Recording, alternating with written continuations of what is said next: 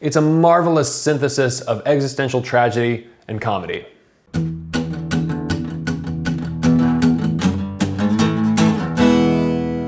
than food, man.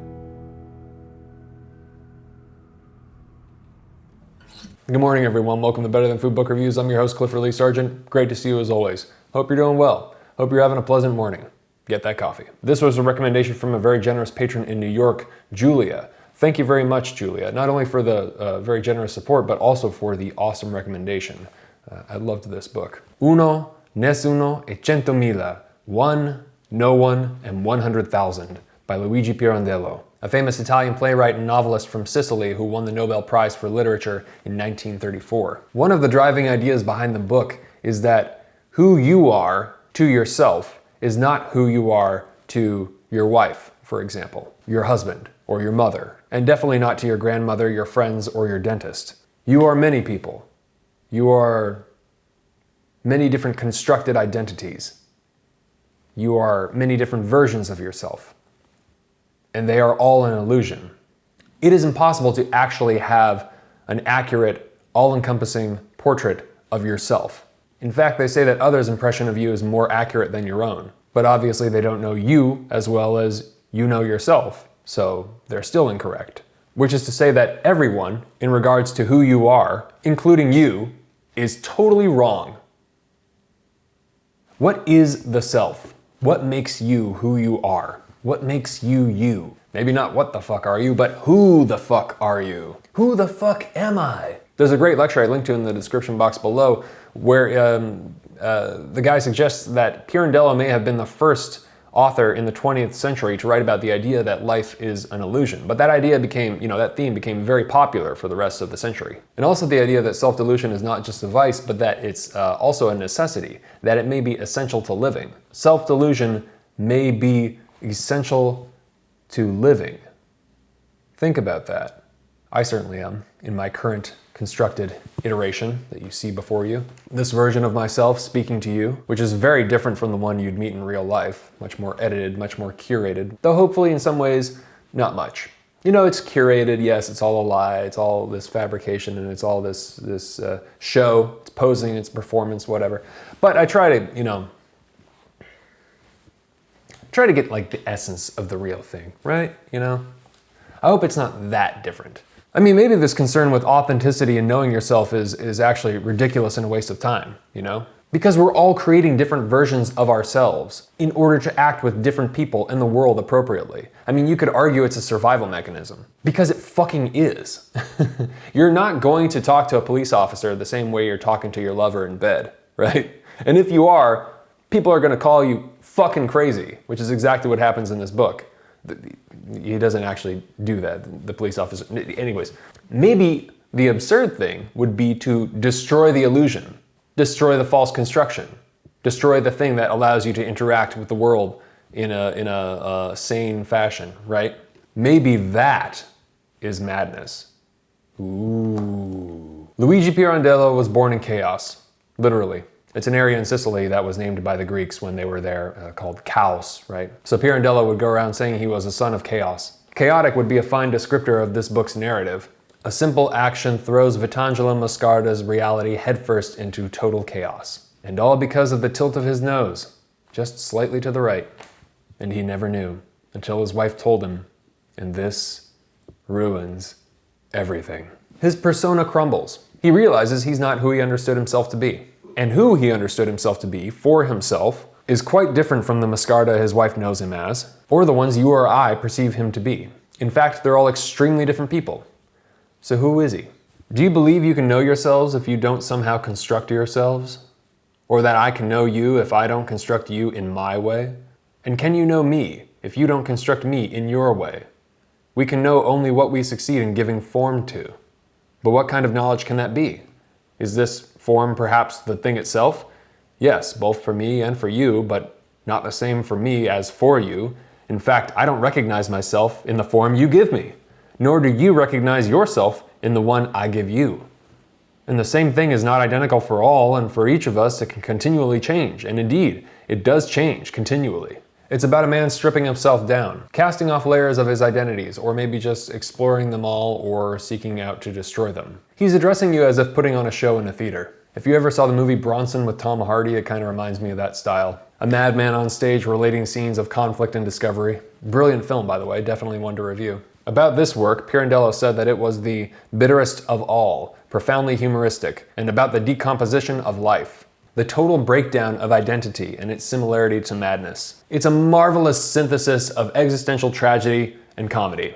He begins to terrify everyone with his actions. They start calling him a madman. He has this sort of exuberant, excited terror in doing the opposite of what people expect him to do. That's gotta be a lot of fun. Like, you just hit rock, you just can't take it anymore one day, and you just start doing the opposite of what everybody expects because you're furious with all of them and you're just dissatisfied with the whole thing, so you just decide to break it. I mean, not violently or anything, but it's just you just decide to completely surprise everybody and shock everyone. I don't know, there's gotta be a lot of satisfaction gained in doing some shit like that. That's cool. Anyways, it's clever, disjointed, urgent, disturbing, and sad for me because of the ever-present idea that when it comes to truly knowing each other, we can't.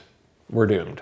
Simultaneously, it's beautiful in the character's gradual relinquishing to life, or into life, or whatever, into existence, or pure reality, pure life living.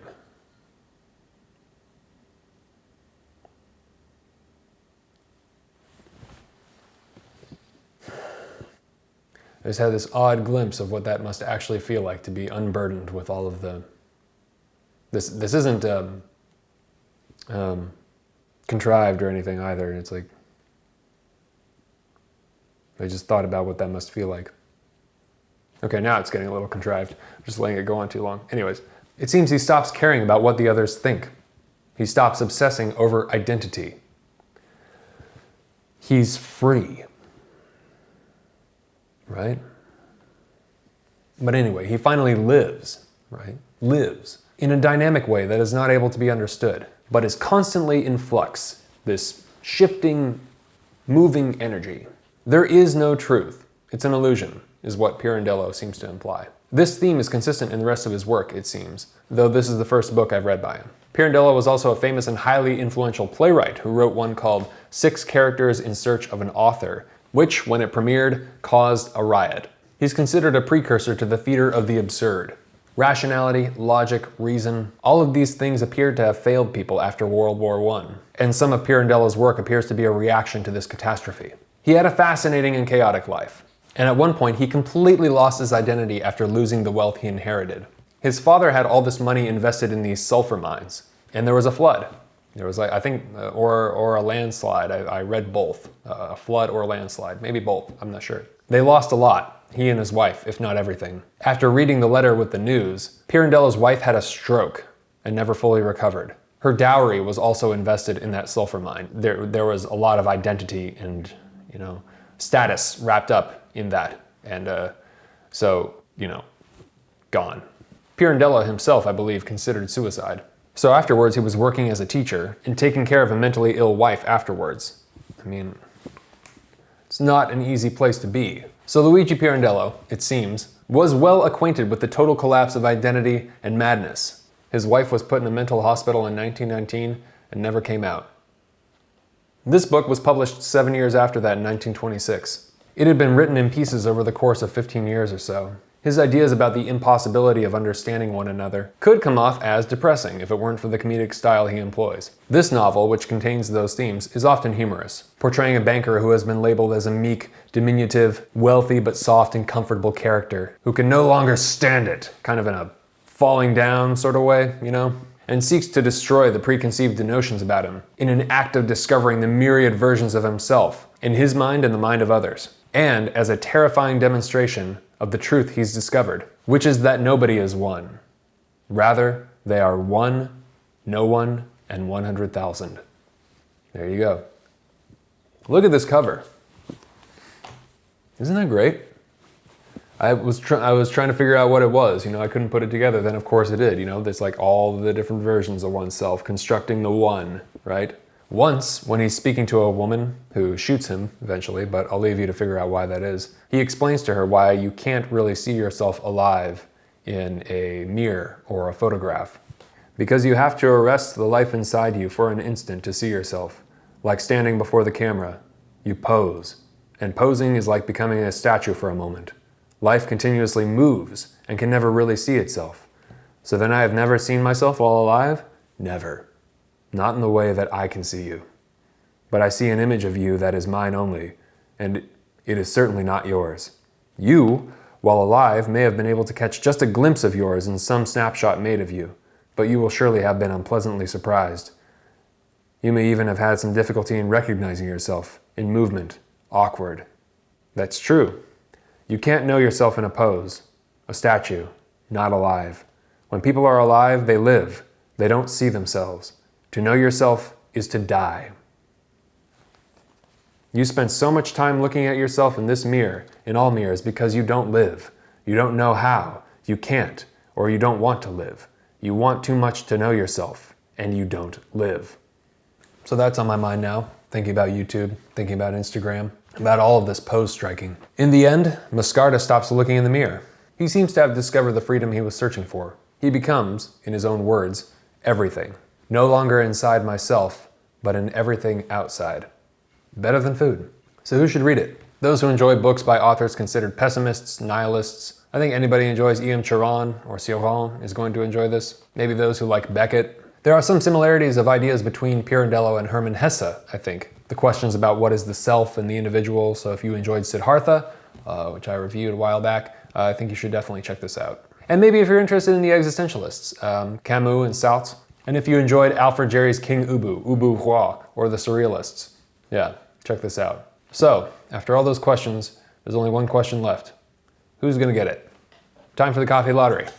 The coffee lottery, for those of you who are new, is where I take all the names of the patrons on Patreon who have donated $5 or more per video, and I place their names in this mason jar. I pull out a name for every review, and I send whoever's name I pull out a hard copy of the book I'm reviewing, plus a bag of coffee I roast myself, and the coffee is delicious. Seriously, this Ethiopian is awesome. So if you'd like to get in on that, you can head over to patreon.com/books are better than food and donate $5 or more per video. I sincerely appreciate it. $1 or more will get you access to the patron-only reviews, and I'm going to continue doing those. Thank you very much to all the patrons who have supported the show. Best of luck to you. All right, here we go. Speeding this up. Aisha. Oh, she's helped out the show so much. Thank you so much, Aisha. You're going to be receiving One, No One, and 100,000 by Luigi Pirandello. Plus some delicious coffee, of course. That's all I got for you today. Always remember, bring a book. Wherever you go, always bring a book. You never know where you're going to have 5 minutes here, 15 minutes there. Within those 5 or 10 or 15 minutes or whatever, you know, that you might change your life. Because they add up over time. And you'll finish the book you're reading. And you'll read another. And you'll have conversations with these authors who are alive or dead. You could have a conversation, a really strange and funny one, with Luigi Pirandello. And he might make you ask, who are you? Really? Which version of yourself are you now? Which version of yourself will you be with the next person you interact with? What makes you you? And could be doing your laundry, could be at a coffee shop, could be waiting for the next train, the New York subway, or in Barcelona. You could be in the bathroom. And you might have your entire life change. Happens in the strangest places. You never know when. Maybe you'll have an identity crisis.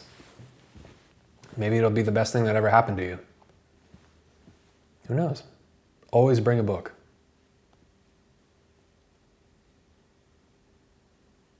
All right. Please subscribe if you haven't already.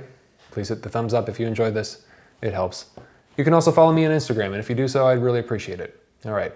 And if you buy the book in the link below, the channel gets a little kickback, so that helps too. Thanks a bunch. Okay. Take care of yourselves. Have a good night. I'll talk to you soon. Ciao.